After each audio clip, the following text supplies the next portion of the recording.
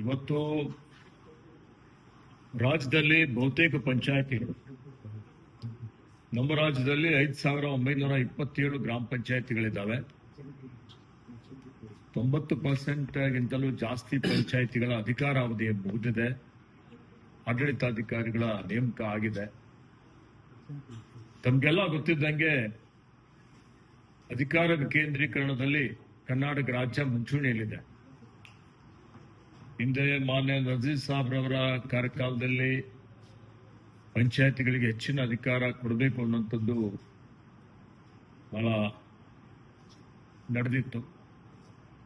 ಅದಾದ್ಮೇಲೆ ನಮ್ಮೆಲ್ಲರ ನೆಚ್ಚಿನ ನಾಯಕರಾದಂತಹ ದಿವಂಗತ ರಾಜೀವ್ ಗಾಂಧಿಯವರು ಇವತ್ತು ಗ್ರಾಮಗಳಿಗೆ ಹೆಚ್ಚಿನ ಒಂದು ಅಧಿಕಾರ ಕೊಡಬೇಕು, ಗ್ರಾಮೀಣ ಭಾಗದಲ್ಲಿ ಗ್ರಾಮ ಪಂಚಾಯತಿಗಳು ಆಯಾ ಗ್ರಾಮಗಳು ತಮ್ಮ ಆಡಳಿತ ತಾವೇ ನಿರ್ವಹಣೆ ಮಾಡಬೇಕು ಅನ್ನುವಂಥ ಒಂದು ಉದ್ದೇಶ ಇಟ್ಟುಕೊಂಡು ಏನು ರಾಷ್ಟ್ರಪಿತ ಮಹಾತ್ಮ ಗಾಂಧೀಜಿಯವರ ಕನಸನ್ನು ಪೂರ್ಣಗೊಳಿಸಲು ಪ್ರಯತ್ನ ಮಾಡಿದ್ರು. ಹೀಗಾಗಿ 73ರ ಸಾಂವಿಧಾನಿಕ ತಿದ್ದುಪಡಿ ಆದ್ಮೇಲೆ ಪಂಚಾಯತ್ಗಳಿಗೆ ಹೆಚ್ಚಿನ ಒಂದು ಅಧಿಕಾರವನ್ನು ಕೊಡಲಾಗಿದೆ. ಈಗ ಎಲ್ಲಾ ಪಂಚಾಯತಿಗಳ ಪ್ರತಿಯೊಂದು ಕ್ಷೇತ್ರ ಪುನರ್ವಿಂಗಡಣೆ ಮತ್ತು ತಾಲೂಕ್ ಪಂಚಾಯತಿ ಜಿಲ್ಲಾ ಪಂಚಾಯತಿಯಲ್ಲಿ ಏನು ಮೀಸಲಾತಿ ನಿಗದಿ ಮಾಡಬೇಕಾಗಿದೆ, ಆ ಮೀಸಲಾತಿ ನಿಗದಿ ಮಾಡುವಂತಹ ಒಂದು ಕಾರ್ಯ ನಡೀತಾ ಇದೆ.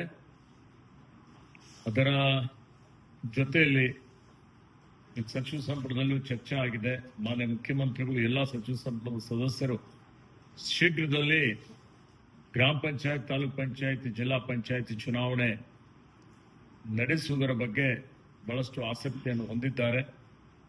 ಹೀಗಾಗಿ ಬರುವ ಅಕ್ಟೋಬರ್ನಲ್ಲಿ, ನವೆಂಬರ್ ಒಳಗಾಗಿ ಎಲ್ಲ ಗ್ರಾಮ ಪಂಚಾಯತಿ, ತಾಲೂಕ್ ಪಂಚಾಯತಿ ಮತ್ತು ಜಿಲ್ಲಾ ಪಂಚಾಯತಿಯ ಚುನಾವಣೆಗಳು ನಡೀತವೆ ಅನ್ನುವಂಥ ಒಂದು ಮಾತನ್ನು ನಾನು ತಮ್ಮ ಮುಖಾಂತರ ರಾಜ್ಯದ ಜನರಿಗೆ ಮಾಹಿತಿ ಕೊಡಲಿಕ್ಕೆ ಇಷ್ಟಪಡ್ತಾ ಇದ್ದೆ.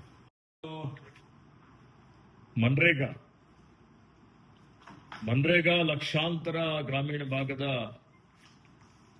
ನಿರುದ್ಯೋಗಿ ಜನರಿಗೆ ಉದ್ಯೋಗ ಕಲ್ಪಿಸಿಕೊಟ್ಟು ಕರ್ನಾಟಕ ರಾಜ್ಯ 20 ವರ್ಷಗಳ ಅವಧಿಯಲ್ಲಿ ಸುಮಾರು 61,000 ಕೋಟಿ ರೂಪಾಯಿ ಖರ್ಚು ಮಾಡಿ ಗ್ರಾಮೀಣ ಭಾಗದ ಸರ್ವಾಂಗೀಣ ಅಭಿವೃದ್ಧಿಗಾಗಿ ಇವತ್ತು ಸುಮಾರು ಲಕ್ಷಾಂತರ ಆಸ್ತಿಗಳನ್ನು ಸೃಷ್ಟಿ ಮಾಡಿ 61,000 ಕೋಟಿ. ಈ 61,000 ಕೋಟಿಯಲ್ಲಿ 56,000 ಕೋಟಿ ರೂಪಾಯಿ ಕೇಂದ್ರ ಸರ್ಕಾರ ಕೊಟ್ಟಿದೆ.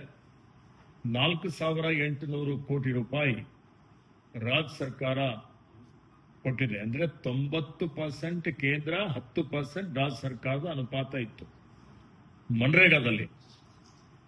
ಈಗ ವಿಬಿಜಿ ರಾಮ್ಜಿ ಬಂದ ಮೇಲೆ ಅಂದ್ರೆ ಕೇಂದ್ರದ ಬಿಜೆಪಿ ಸರ್ಕಾರ ಮೊನ್ನೆ 2025ರಲ್ಲಿ ಒಂದು ಈ ಕಾಯ್ದೆಯನ್ನು ರದ್ದು ಮಾಡಿ ಹೊಸದಾಗಿ ವಿಬಿಜಿ ರಾಮ್ಜಿ ಕಾಯ್ದೆ ಜಾರಿಗೆ ತಂದಿದ್ದಾರೆ. 1ನೇ ಜುಲೈಯಿಂದ ಈ ಒಂದು ಕಾಯ್ದೆ ಜಾರಿಗೆ ಬಂದಿದೆ. ಈ ಕಾಯ್ದೆ ಅಡಿಯಲ್ಲಿ ಈಗ ಈ ಯೋಜನೆ ಎಲ್ಲಾ ಗ್ರಾಮ ಪಂಚಾಯತಿಗಳಲ್ಲಿ ನಡೀತಾ ಇದೆ. ಮತ್ತೆ ಇವತ್ತು ನಮ್ಮ ವಿರೋಧ ನಾವು ವ್ಯಕ್ತಪಡಿಸಿ ಏನು 60-40ರ ಅನುಪಾತ ಇದೆ, ರಾಜ್ಯಗಳ ಮೇಲೆ ಏನೊಂದು ಆರ್ಥಿಕ ಹೊರೆ ಇದೆ. ಈ ಹೊರೆಯಿಂದ ರಾಜ್ಯ ಸರ್ಕಾರಗಳಿಗೆ ಬಹಳಷ್ಟು ಆರ್ಥಿಕ ಸಂಕಷ್ಟ ಎದುರಿಸುವಂತ ಪರಿಸ್ಥಿತಿ ಬಂದಿದೆ. ಈ ವರ್ಷ ನಮಗೆ ನಾರ್ಮೇಟಿವ್ ಅಲೋಕೇಶನ್ ಅಂತ ಹೇಳಿ 5,709 ಕೋಟಿ ರೂಪಾಯಿ ನಿಗದಿ ಮಾಡಲಾಗಿದೆ 9 ತಿಂಗಳವರೆಗೆ. ಅಂದರೆ ಜುಲೈ 1ರಿಂದ ಮಾರ್ಚ್ 31ರವರೆಗೆ.